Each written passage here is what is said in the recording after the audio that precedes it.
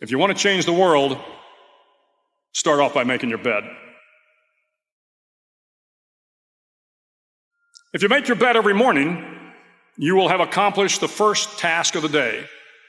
It will give you a small sense of pride, and it will encourage you to do another task, and another, and another.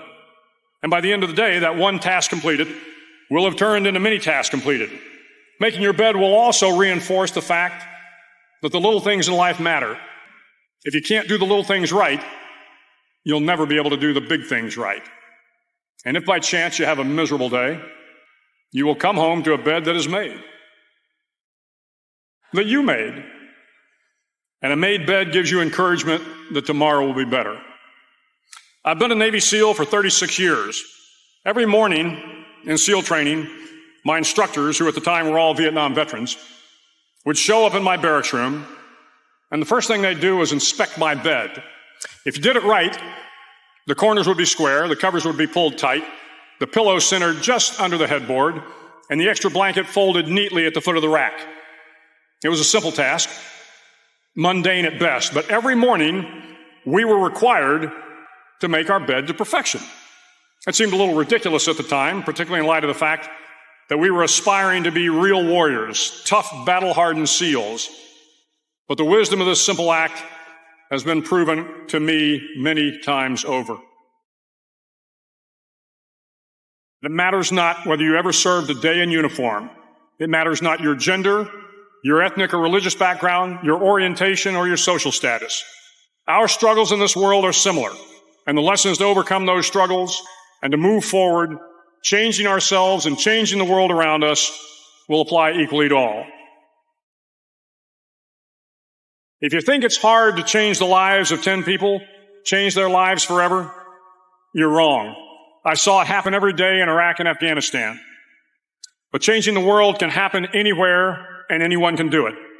So what starts here can indeed change the world.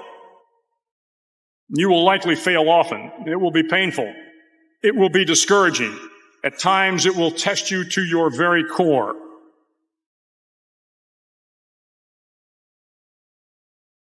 At that darkest moment of the mission is a time when you need to be calm, when you must be calm, when you must be composed, when all your tactical skills, your physical power, and your inner strength must be brought to bear.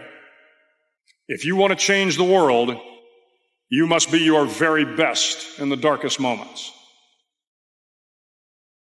If I have learned anything in my time traveling the world, it is the power of hope.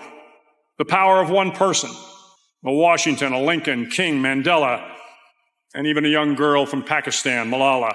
One person can change the world by giving people hope. Start each day with a task completed.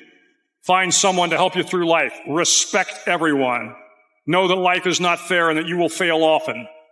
But if you take some risks, step up when the times are the toughest, face down the bullies, lift up the downtrodden, and never, ever give up. If you do these things, the next generation and the generations that follow will live in a world far better than the one we have today. And what started here will indeed have changed the world for the better. Finally, in SEAL training, there's a bell, a brass bell that hangs in the center of the compound for all the students to see. All you have to do to quit is ring the bell. Ring the bell, and you no longer have to wake up at 5 o'clock. Ring the bell, and you no longer have to be in the freezing cold swims.